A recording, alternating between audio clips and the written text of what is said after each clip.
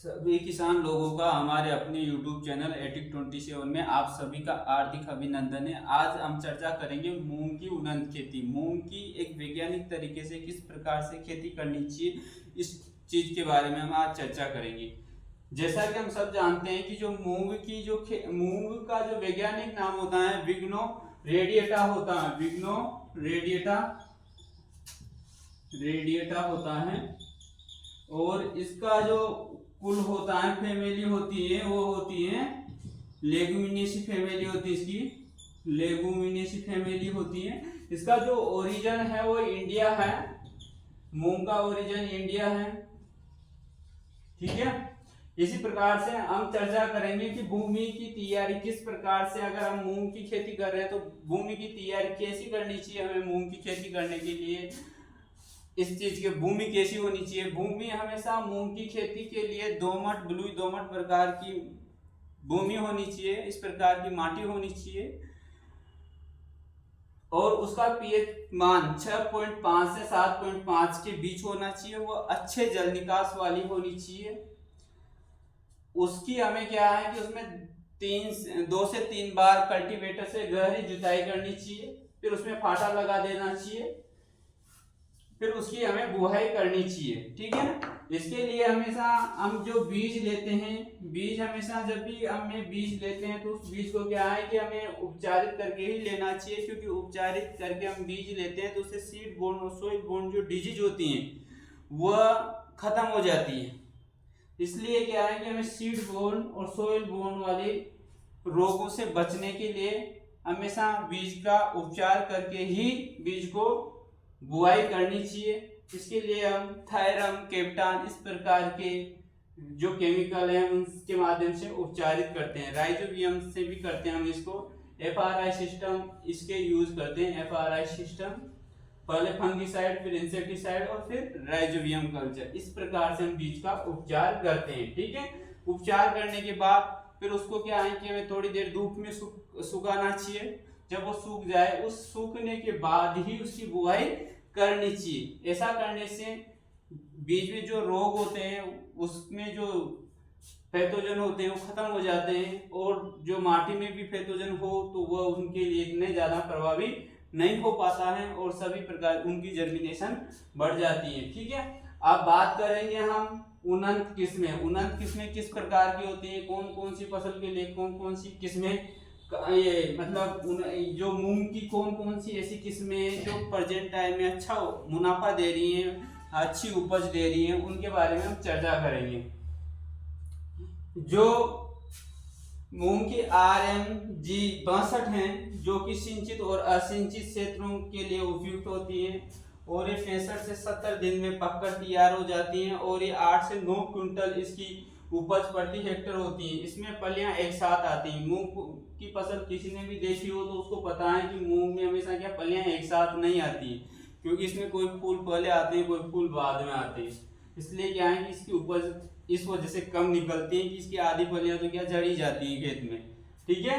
इसलिए इसकी जो RMG जो 62 किस्में हैं, वह उसकी एक विशेषता है कि उसमें एक साथ फलियां आती हैं।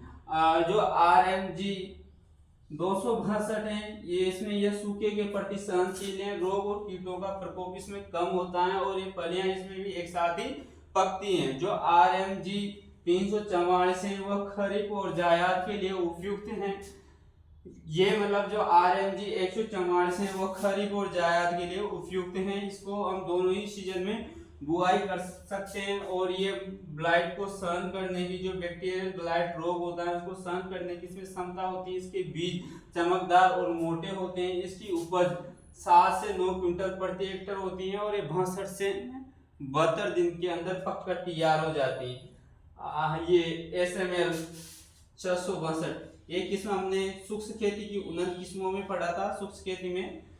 और ये SML 668 ये सूक्ष्म क्षेत्र के लिए उपयुक्त किस्में, खरीफ और जायद के लिए उपयुक्त किस्में। ये पित्त सिरा और बैक्टीरियल ब्लाइट रोग का प्रकोप कम करती हैं, और इसकी जो उपज होती है वो 8 से 9 क्विंटल प्रति हेक्टर, और ये भी 62 से 70 दिन में पककर तैयार हो जाती है। ये इसकी प्रमुख विशेषता है। गंगा 8 ये उचित समय और डेट से की बुआई के लिए भी उपयुक्त किस्म है। इसको उपयुक्त समय, जैसे उपयुक्त समय होता है जुलाई का पूरा महीना, उसी समय अगर आप कभी भी जुलाई में, चाहे 15 जुलाई को बो या 30 जुलाई को, ये पूरा सीजन क्या है मूंग की खेती के लिए उपयुक्त होता है। अगर वो जुलाई में भी नहीं बुआई नहीं हो पाई और अगस्त में होगी तो उसके लिए भी गंगा 8 किस्म की आप बुआई कर सकते हो। ठीक है। ये 70 से 72 दिन में पककर तैयार हो जाती हैं और ये सबसे ज्यादा उपज देती है गंगा 8 9 से 10 क्विंटल प्रति एकड़ उपज देती हैं। JM 4 ये फलियां एक साथ पकती हैं, दाने हरे रंग के तथा बड़े आकार के होते हैं, इसकी ये विशेषता है। इसमें जो खाद और उर्वरक हमेशा जब ये दलहनी फसल होने के कारण मूंग की फसल, इसमें क्या नाइट्रोजन कम मात्रा में, नाइट्रोजन इसमें 20 केजी आवश्यकता होती है, फास्फोरस की 40 केजी की आवश्यकता होती है। अगर हमें DAP और यूरिया के माध्यम से अगर ये फास्फोरस और नाइट्रोजन दिया जाए तो इसकी मात्रा इस प्रकार से रखते हैं कि इसमें DAP की तो 87 केजी DAP की आवश्यकता पड़ती है और 10 केजी यूरिया की आवश्यकता पड़ती है, क्योंकि यूरिया में जो नाइट्रोजन होता है वो 46% होता है, जो DAP में जो फास्फोरस होता है वो भी 46% होता है, बट इसमें DAP में 18% नाइट्रोजन भी होता है। इसलिए इसका जब हम इसको सॉल्यूशन करते हैं, इस प्रकार के क्वेश्चन विद्यार्थी के एग्जाम में भी आते हैं, प्रैक्टिकल एग्जाम में भी होते हैं, तो उस हिसाब से भी महत्वपूर्ण क्वेश्चन है ना। ठीक है, आपके समझ में आ गया होगा। 10 किलो यूरिया में कितना हुआ, 4.6 यानी 4 किलो 600 ग्राम। ठीक है ना। इसी प्रकार से 87 केजी DAP में जो ये हमारा DAP था उसमें फास्फोरस 40 केजी हो गया, और उधर से उसमें जो 15.5 किलो नाइट्रोजन हो गया। इस प्रकार से 20 किलो नाइट्रोजन और 40 किलो फास्फोरस की पूर्ति इस प्रकार की मात्रा से हुई। ठीक है ना। इसमें हमेशा क्या है कि जब भी हम कोई सी भी फसल करें तो उसमें हमें 5 से 10 टन प्रति हेक्टर 2 से 3 साल के अंतराल में क्या है कि हमें गोबर की खाद या कंपोस्ट खाद डालनी चाहिए। इससे क्या है कि मृदा की उर्वरक क्षमता बनी रहती है और मृदा खराब नहीं होती है, उसमें रासायनिक का इतना ज़्यादा प्रभाव नहीं पड़ता है।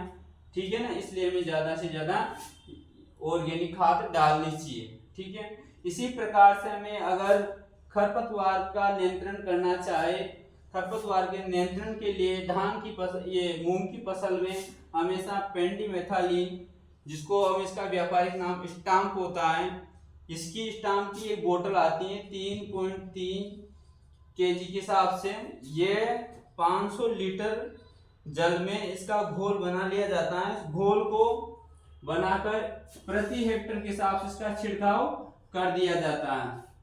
ये बुआई के 2-3 दिन बाद ही ऐसा काम कर लेना चाहिए ताकि खरपतवार मूंग की फसल में ना हो। और अगर ये उपलब्ध नहीं हो तो इसके साथ आप परसूट एक व्यापारिक नाम है इमेजिथाइपर का, इमेजिथाइपर की जगह इमेजिथाइपर, जिसका व्यापारिक नाम परसूट है, इसका भी आप इसकी भी एक बोतल आती है 750 ml की, इस बोतल का भी सॉल्यूशन बनाकर इसका भी आप छिड़काव कर सकते हैं। ऐसा करने से मूंग की फसल में जो होने वाले चौड़ी पत्ती वाले और सक्रिय पत्ती वाले जितने भी जो खरपतवार हैं वो सभी नष्ट हो जाते हैं। ठीक है ना। जो हमारा जो टॉपिक है, जो लास्ट का टॉपिक इसका प्लांट प्रोटेक्शन का, उस टॉपिक को हम बाद में डिस्कस करेंगे। ये चीजें आपके एग्जाम की दृष्टि से महत्वपूर्ण है। धन्यवाद।